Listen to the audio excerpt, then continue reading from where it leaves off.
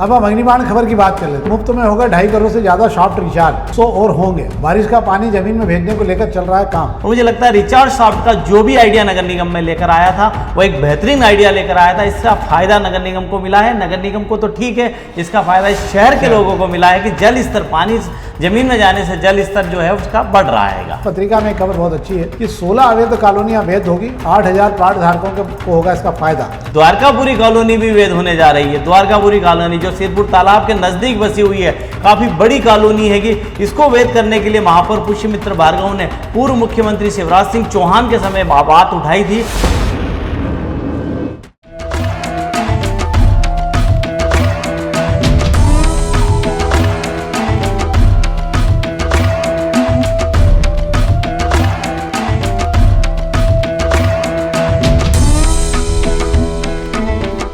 नमस्कार, शाम के अखबारों की चर्चा चाय के साथ। आज 20 अगस्त है और आज खबरों में अच्छी खबरें भी हैं बहुत सारी हमारे पास में, जिन खबरों के बारे में आपको जानकारी होना भी चाहिए। शहर से जुड़ी हुई खबरें हैं सर। और आज जो है, कल रात को भी जो पानी गिरा, तो कल दिन में से लेकर जो रात तक पानी गिरा, मतलब आज सवेरे तक जो पानी गिरा वो लगभग 3 से 3.5 इंच के लगभग वर्षा हुई है। और अब तक हम 18.2 इंच, मतलब अब 19 इंच के लगभग पानी पहुँच चुका है। अभी हमारे पास तो अगस्त महीना बीतने में समय है, पर अगर ये हो गया तो फिर भी हम ठीक स्थिति में आ जाएंगे। मुझे लगता है आज से तालाबों में भी पानी आने का क्रम शुरू हो गया होगा। जो पानी गिरा आसपास के क्षेत्रों में अच्छा गिराएगा। तो अब हम शुरू करते हैं, खबरें शुरू करें शेखर जी। आज हम दोपहर की खबरें शुरू कर रहे हैं। दोपहर में कुछ खबरें अच्छी हैं जो पहले पेज की खबरें और आपके जानने लायक है। ये आपके ज़िंदगी और जेब से जुड़ी हुई खबरें हैं, इसलिए मुझे लगता है कि आपको इनकी जानकारी हो जाना चाहिए। पहली खबर तो ये है कि अब एयरपोर्ट की तरह रेलवे स्टेशन के बाहर भी मशीनें लगेगी जो आपको वजन और लगेज तोलने के साथ ही उसकी स्लिप बना के देगी। अगर आपको ज़्यादा लगेज तोला गया आएगा तो आपको 6 गुना तक अतिरिक्त चार्ज देना होगा। और सबकी साइज़ अलग अलग कर दी गई है। उसमें AC में है तो अलग है, सेकंड में है, 3 टायर में है तो सबके लिए अलग है, पर 35 से 60 किलो के बीच में पूरा मामला रखा गया है ट्रेन के अंदर ये। और अगर इसके अतिरिक्त कुछ पाया जाएगा तो आपको बहुत भारी पेनल्टी आपको देना पड़ेगी। और अभी प्रयोग के तौर पर प्रयागराज वगैरह तमाम 8 या 10 स्टेशनों पर इसको शुरू कर दिया गया है, जहाँ पर ये ज़्यादा भीड़ लोग लेके आया करते थे। एक खबर और है जिस पर हम आपसे बात करेंगे, ये भी बहुत अपने आप में रोचक खबर है कि जब ट्रंप से पूछा गया कि भाई आप जो है भारत पे जो टैरिफ लगा रहे हैं रूस को लेकर कच्चा तेल, तो रूस तो चीन भी खरीद रहा है कच्चा तेल।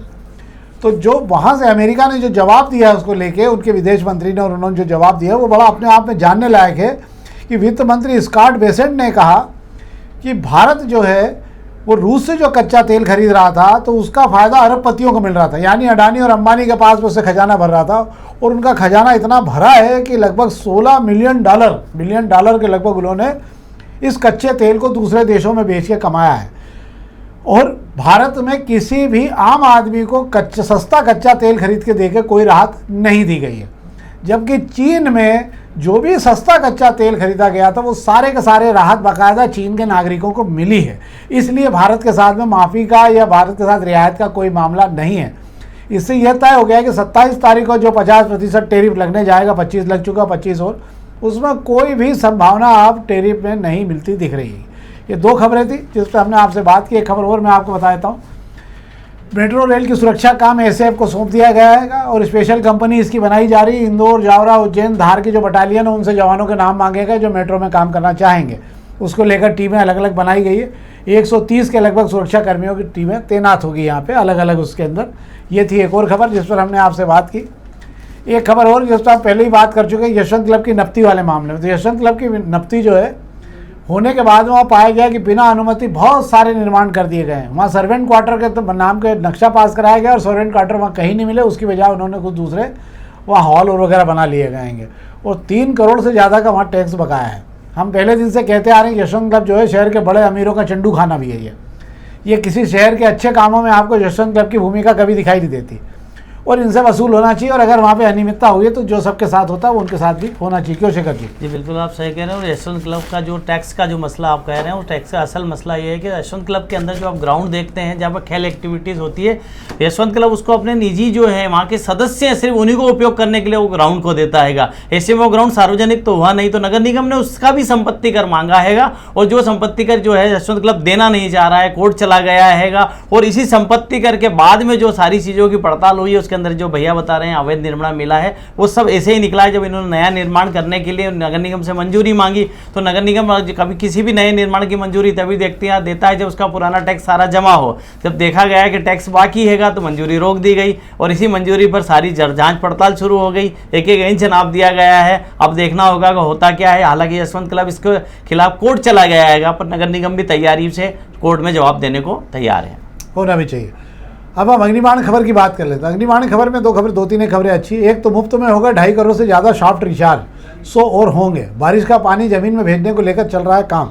रेन वाटर हार्वेस्टिंग सिस्टम को भी लगा के सॉफ्ट वाटर जो सिस्टम है इसको लगा किया जा रहा है और कई कंपनियों ने इस काम के लिए मदद दी है। अब तालाबों को लेकर अभियान चलाने वाला है, तो तालाबों की स्थिति में हम किसी और दिन बात करेंगे।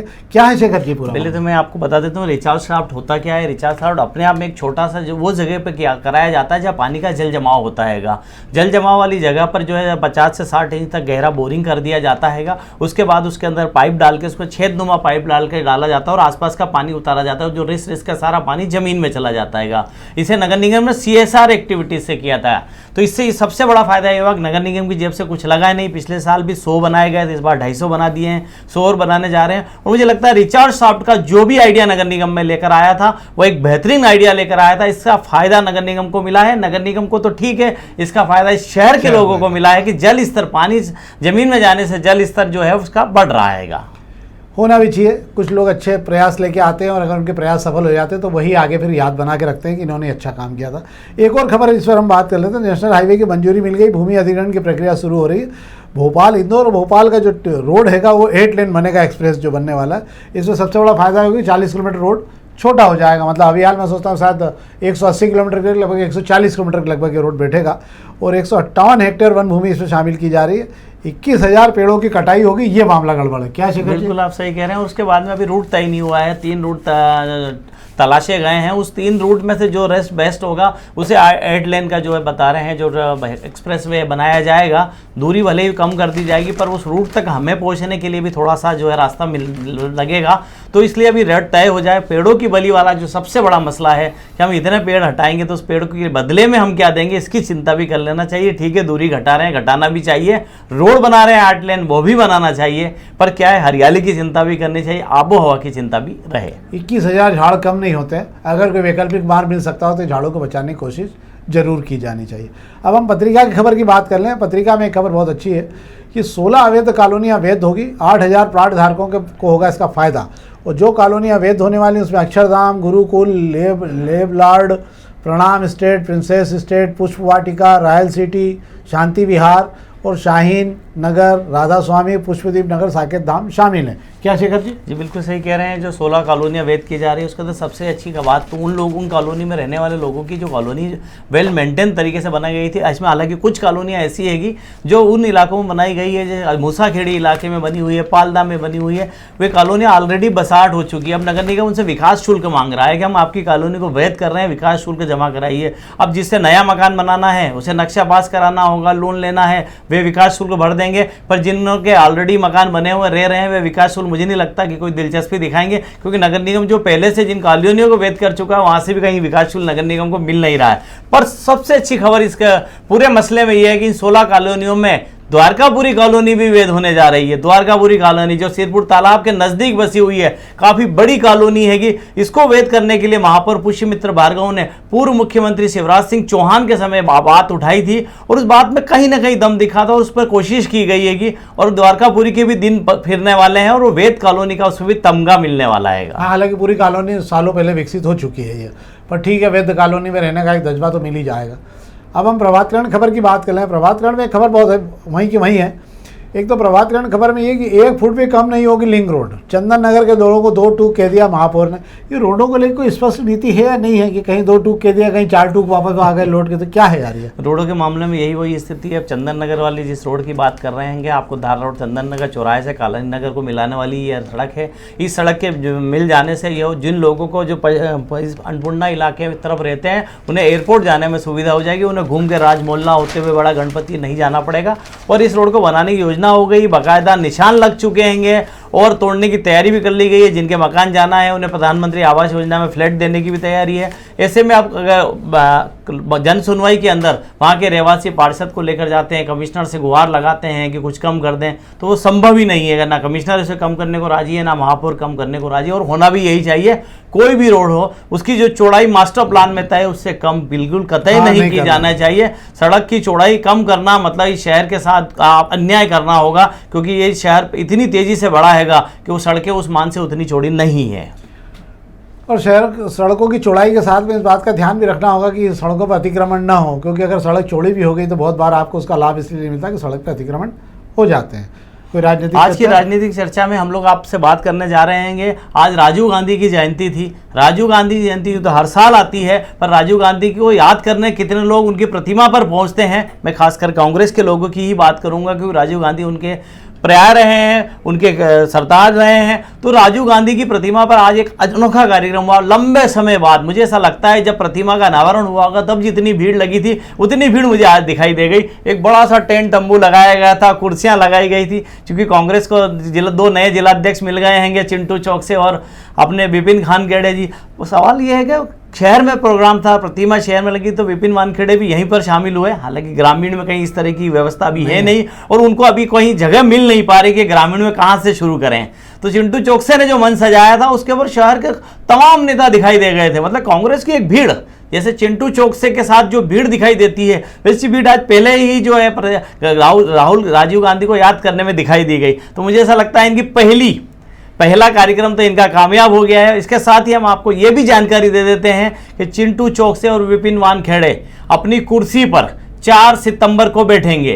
4 सितंबर को वोट चोरी के मामले में इंदौर में एक बड़ी जो है ज्ञापन रैली निकाली जाने वाली है। राहुल गांधी ने वोट चोरी का जो मुद्दा उठाया उसको लेकर देश भर में कांग्रेसी हल्ला मचाने वाले हैं। गांधी भवन से लेकर जो कलेक्टर तक एक बड़ी रैली निकलने वाली है, विरोध रैली जिसे कहेंगे। इस विरोध रैली के दिन ही चिंटू चौक से और विपिन वानखेड़े अपनी कुर्सी पर विराजमान होंगे, ये मैं आपको बता देता हूं। और उसके पहले चिंटू चौक से और विपिन वानखेड़े सहित मध्य प्रदेश में जितने जिलाध्यक्ष बनाए गए हैं उनकी पहली क्लास जो है राहुल गांधी के सामने लगेगी। राहुल गांधी पहले इनकी क्लास लेंगे, इन्हें संगठन की भाषा समझाएंगे, संगठन के काम समझाएंगे कि अब संगठन सृजन ऐसे चलाना है कांग्रेस का। तो वो सब चीज़ों की वजह से इन लोगों की जो ताज पोछी है वो थोड़ी सी लंबी हो रही है, वक्त लग रहा है। कांग्रेसी भी खुश हैं कि और चिंटू चौक से विपिन वानखेड़े की पहली परीक्षा, जिसे मैं कहूँगा पहली परीक्षा इसलिए कहूँगा क्योंकि राहुल गांधी ने इन्हें संगठन सृजन से निकाला है और राहुल गांधी ही जो वोट चोरी का मसला लाए हैं। तो राहुल गांधी की जो आवाज़ है वोट चोरी की, उसको ये शहर में दोनों कितनी बुलंद करते हैं ये भी देखना होगा। तो ये तो थी आज की खबरें, और जो आगे की चर्चा थी, कांग्रेस में भी धीरे धीरे ऐसा लगने लगा कि शायद कांग्रेस को वापसी के आसार थोड़े से दिखने लगे और इसीलिए मैदान में उतरे। कल जो है उमंग सिंगार जी ने भी 21 सीटों का एक आकलन जारी किया था, उसमें इंदौर की 2 सीटें भी शामिल की थी, जहाँ पर जो है उन्होंने दावा किया कि जो है यहाँ पर भी वोट चोरी हुई है। पर अभी तो समय बताएगा किसके पास क्या दस्तावेज है और किसके पास क्या दस्तावेज नहीं है। पर यह थी हमारी राजनीतिक चर्चा। हम आपसे आग्रह करेंगे इस कार्यक्रम अधिक से अधिक लोगों तक पहुँचाएँ और अधिक से अधिक लोगों को दिखाएँ। बहुत बहुत धन्यवाद।